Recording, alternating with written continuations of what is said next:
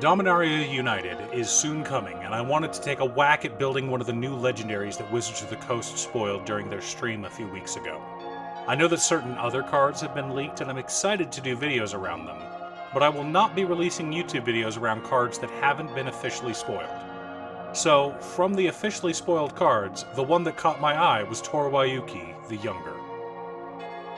We were told in the stream that box toppers would be returning, and that to celebrate Magic's 30th anniversary, we were getting new legendary cards based on old legends that had been printed in 1994's Legends set. Magic has evolved a lot in the last 30 years, and a lot of the cards that are from that set are downright unplayable. And the ones that are playable are quite pricey. Before we take a closer look at our commander, I'd like to quickly ask you to like and subscribe. I've been very happy with the growth this channel has had so far, and I'm excited to see where we're going. If you're looking for ways to support this channel directly, you can head on over to patreon.com/dana. One of the tiers is specifically set up for Commander. For only $25, I will build you a custom Commander deck based around your specifications, and even do a deck video on it. With that out of the way, let's get to the video. Tor Wauki the Younger is a 5-mana 3/3 legendary human artificer with reach and lifelink. He also has 2 static abilities. The first one says that if another source would deal non-combat damage to a permanent or player, it deals that much damage plus 1 instead. Additionally, whenever we cast an instant or sorcery spell, Tor Wauki the Younger deals 2 damage to any target. Quite the upgrade over the original Tor Wauki. Okay, so we're a Spellslinger deck that is trying to deal as much damage as possible. We want to burn our opponents out of the game. That's right. This is a Rakdos burn deck. But as a special surprise, I've actually created 2 decks built around Tor Wauki the Younger. The first of them is a meme and was built around a specific theme. The second is a budget list that is similar to the first one. But before we get to our deck lists, we should keep in mind our checklist. 50 mana sources, usually split between 37 lands and 13 pieces of ramp, 10 pieces of card advantage, 8 to 10 pieces of spot removal, 2 to 3 board wipes, 2 pieces of graveyard hate, and 1 sudden I win card. Let me first state that I think the companion mechanic was poorly executed in Commander. I don't mind the idea of companions, I just think that a companion shouldn't be the 101st card in a Commander deck. That being said, we are running Obosh the Prey Piercer as our companion for the meme build. Obosh has the restriction that every card in our deck contains only cards with odd converted mana cost and lands.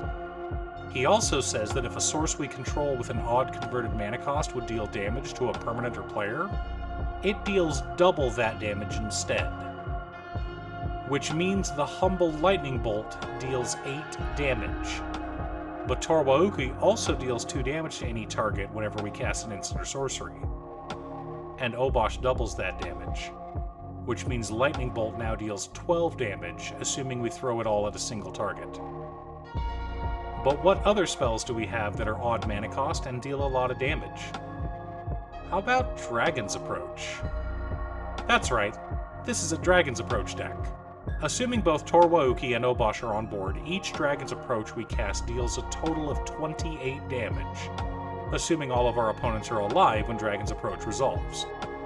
We're running a grand total of 38 Dragon's Approaches in our deck, and the deck is built around them.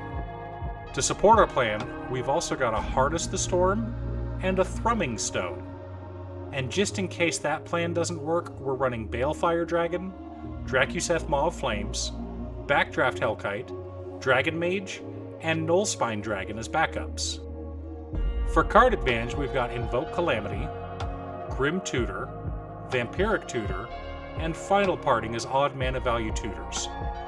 For mana ramp, we've got Dark Ritual, Seething Song, and Mana Geyser as rituals, along with Soul Ring, Pyromancer's Goggles, Commander's Sphere, Rakdos Locket, Worn Power Stone, Rakdos Key Rune, Gilded Lotus, Glittering Stockpile, Heart of Ramos and Skull of Ramos as mana rocks, along with Wayfarer's Bauble and Burnished Heart to fetch lands. Our lands consist of Command Tower, Exotic Orchard, Bajuka Bog as our only piece of graveyard hate, Blood Crypt, Luxury Suite, Dragon Skull Summit, Sulphurous Mire, Haunted Ridge, Smoldering Marsh, Temple of Malice, Drossforge Bridge, Rakdos Guildgate, Bloodfell Caves, Myriad Landscape for additional ramp, Evolving Wilds and Terramorphic Expanse for color fixing, 3 swamps, and 16 mountains. As I'm sure you can probably tell, this deck doesn't follow our usual checklist. We have very little card advantage and almost no interaction. The dragons can easily be replaced with more dragons approaches, but I felt we wanted a backup plan. We are all in on comboing off as quickly as possible. With 3 tutors, we can easily find our Thrumming Stone, and we have enough ramp to cast it. Once it's on board, with both Obosh and Tor Wauki on board, we only need to cast Dragon's Approach and let Thrumming Stone do its job. According to the Hypogeometric Calculator, we have about a 90% chance of hitting Dragon's Approach 4 additional times, which will win us the game on the spot. But I know that some of you don't want to run the Dragon's Approach Thrumming Stone combo. You want to play Fair Magic. Well, good news, Fair Magic fans, I do have a deck list for you as well. We're still running Obosh, but he's part of the 99, so we're not restricted to odd mana value spells. To start, we'll take a look at our mana ramp. For rituals, we're running Dark Ritual, Desperate Ritual, Pyretic Ritual, Seething Song, and Mana Geyser. Our mana rocks consist of Soul Ring, Arcane Signet, Talisman of Indulgence, Rakdos Signet, Charcoal Diamond, Fire Diamond, Felwar Stone, Mind Stone, Worn Power Stone, and Pyromancer's Goggles. For fetching extra lands, we've got Wayfarer's Bauble, Burnished Heart, and Solemn Simulacrum.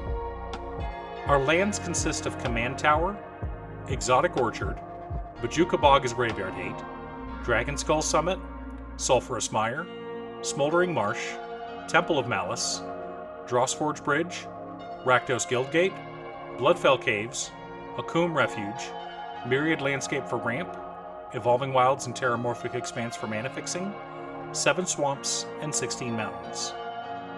Our card advantage package consists of Invoke Calamity, Funeral Rites, Foreboding Fruit, Read the Bones, Painful Lesson, Thrill of Possibility, Theater of Horrors, Sign in Blood, Big Score, Light Up the Stage, Sin Prodder, and Sir Kara the Bold.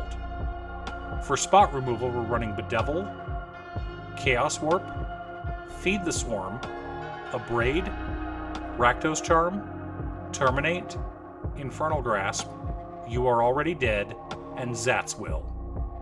Board wipes consist of Blasphemous Act, Delayed Blast Fireball, and Last Laugh. Now, our commander deals damage every time we cast an instant or sorcery, but having some direct damage spells is always beneficial. So we're running the old reliable Lightning Bolt, Price of Progress, Browbeat, which may draw us cards, so no complaints there, Goblin Chain Whirler, Underworld Dreams, Spell Shock, Siphon Soul, Pulse of the Forge, Breath of Malfagor, Spiteful Repossession, Brash Taunter, and Cordovire. But even though these spells deal a lot of damage, we can increase it if we try harder. Zozu the Punisher is a beast in this deck, as is Gutter Snipe. Tybalt Rakish Instigator puts a stop to any life gain shenanigans. We've also got Warlock class, Torbrand Thane of Red Fell, Furnace of Wrath, Dictate of the Twin Gods, and Fiery Emancipation. Yes, we were able to fit Fiery Emancipation into this deck and still keep the budget under $100. So let's take a look at our deck and compare it to our checklist. 55 mana sources, split between 37 lands, 13 pieces of ramp, and 5 rituals.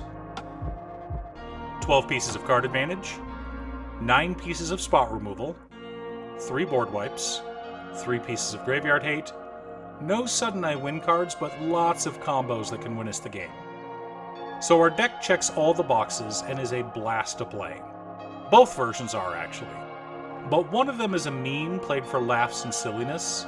The other is a real deck that you can upgrade and have a ton of fun with. You could build Tor Wauki with Obosh as a companion and not do a Dragon's Approach theme, but you'd miss out on Torbrand, Furnace of Wrath, and Fiery Emancipation. And you'd have to run 3 mana value mana rocks. As far as upgrades go, I tried to fit in a Repercussion and a Rampaging Ferocidon, but I couldn't fit them in the budget.